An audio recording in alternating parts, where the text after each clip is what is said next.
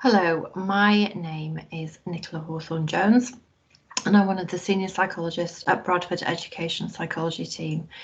Today I am here to present the SEND review process and how this could potentially help you with your processes in school. Okay, so the SEND review originated from the London Leadership School. It was promoted by Edward Timpson when he was the Minister for Children and Families, and we adopted it in Bradford in 2016-2017 when a number of schools joined the process and became involved. The purpose is for schools to be able to commission an SEND review in order to evaluate the effectiveness of its provision for pupils with special educational needs and disabilities within the wider school context. Why would you do it?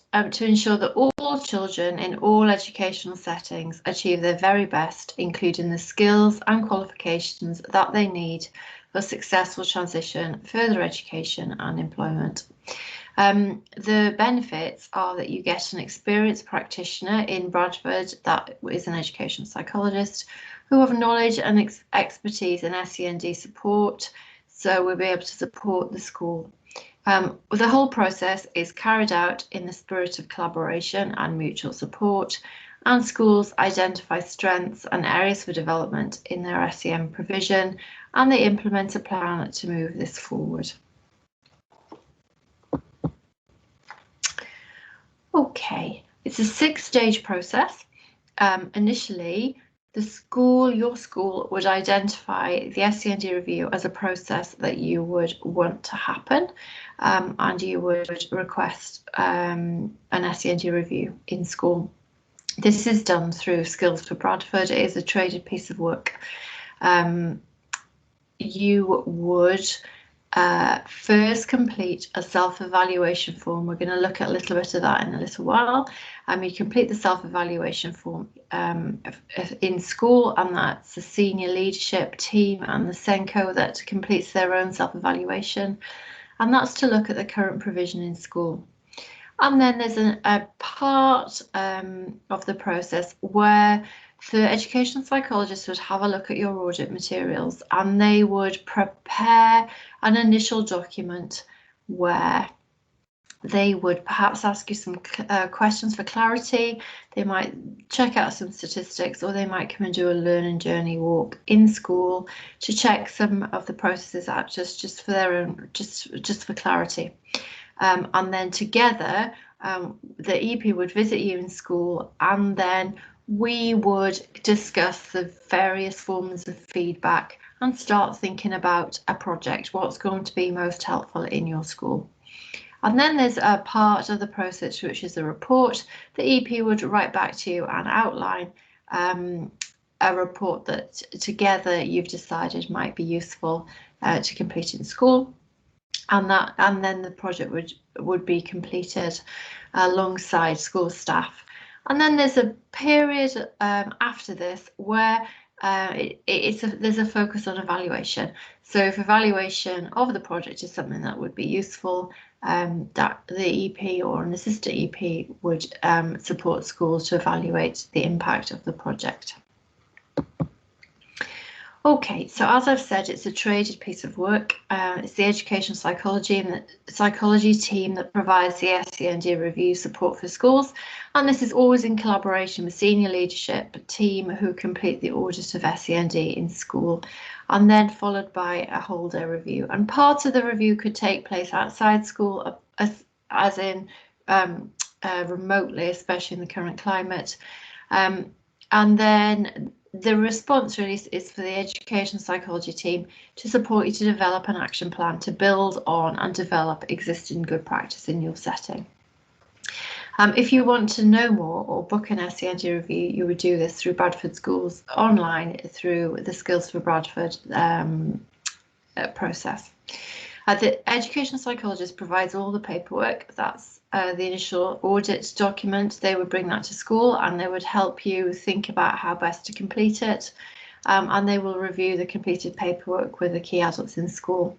The educational psychologists visit schools and help identify the focus of development, which will shape up a project which the EP team can evaluate if this is something you want to have happen. Okay, so why might the school decide to undertake an SEND review? So we've had a look at this in Bradford, and these are some of the reasons why schools decide to commission a review. It's usually around one of these main areas. So it could be about raising attainment and improving progress, or improving the quality of provision for pupils with SEND, or reviewing the quality of inclusive practice at a school, or increasing attendance and reducing exclusions for people with SEND, or to gain a better understanding of the well-being of pupils with additional needs, or perhaps identify SEND as an area for development through the actual self-evaluation form. And it could be that in your school you might have had a change of leadership or management, and it's a good opportunity to have a look at the good work that's going on in school, the strengths, and to think about ways forward. What is the time commitment? So the actual process itself, the first phase, usually takes about 2 to 3 days, and this includes any prep work before a visit, and the audit, which needs to be completed by school staff. And also the initial school visit by the EP. The EP will want to talk to you. You can do this virtually, but they'll want to talk to you about the outcomes from the audit. And also some feedback on the audit. They might ask for some points for clarification. A school senior management team must be committed to and have the capacity to develop and implement the development plan that comes out of the review. It's quite a commitment, and the outcomes have been very good, but there needs to be a level of commitment to it. And then the time commitment to the second phase, which is developing the plan and completing the plan, that varies depending on the scope of the plan. Okay, so we've talked about the first phase.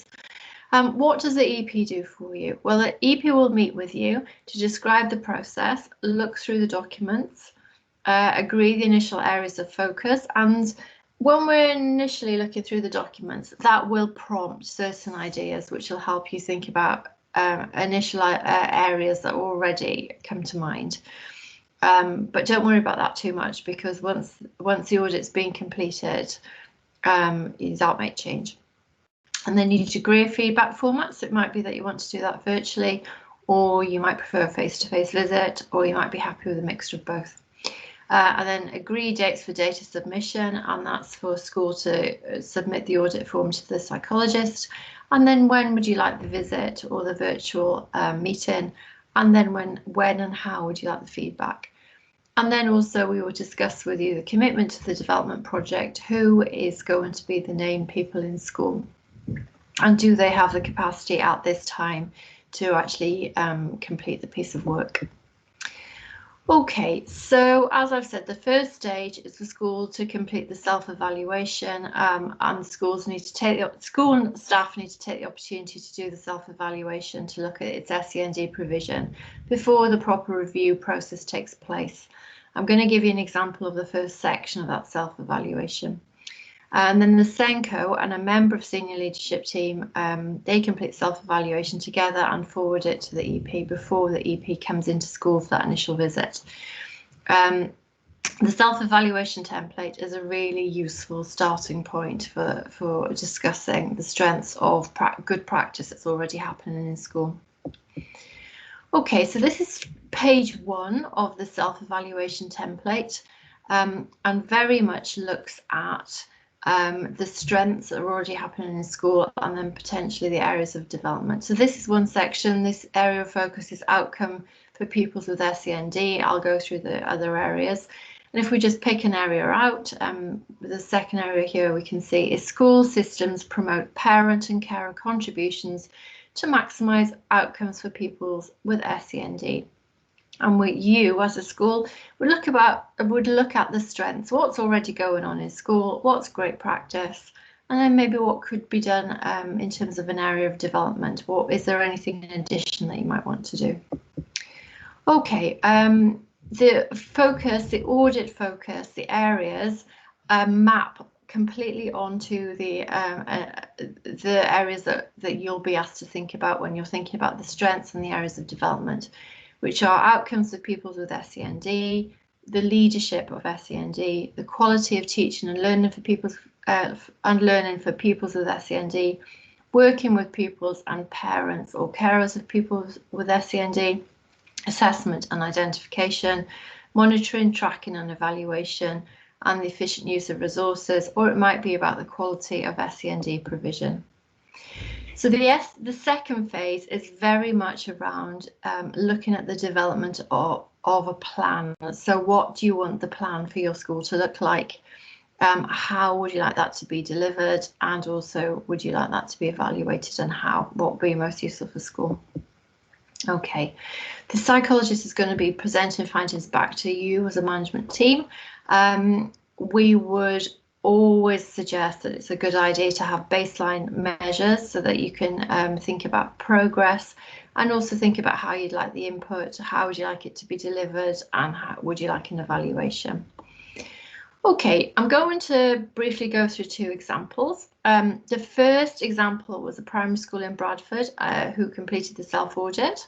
The psychologist and senior staff discussed the strengths of the current provision in the areas that we've already discussed, so all the various areas of the SEND audit, and areas of development were identified and then prioritised. There were a number of areas from the audit that were identified and they were prioritised.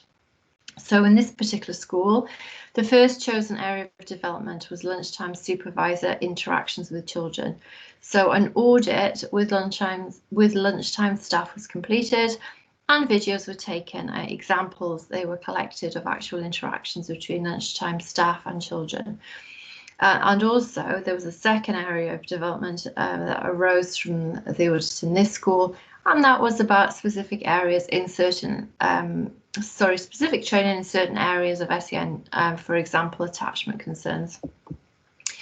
Okay, so an evaluation was completed at the end of the project, and what was discovered was that there was an increase in adults initiating interactions with children. Also, there was an increase in positive interactions between the staff and the children, and the training that was in a variety of areas of SEN, of focus SEN. The training was well received and positively evaluated. Okay, in the second example I'm going to talk you through, this was a primary school in the south area of Bradford. When I initially went in to support this school, and throughout the initial audit and initial discussions with the senior management team, we thought the area of focus would be parental engagement, as the school had gone some way in engaging parents in their children's progress, but it was thought that maybe there was more to do. However, once we actually completed, or the senior management completed the audit and we talked it through, it was felt by the senior management team that actually the more appropriate area to develop was around maths, and specifically around the skills of learning support assistants. So it was about skilling up learning support assistants in their basic maths skills, so that they understood how maths develops and maths teaching develops all the way through from reception to year 6.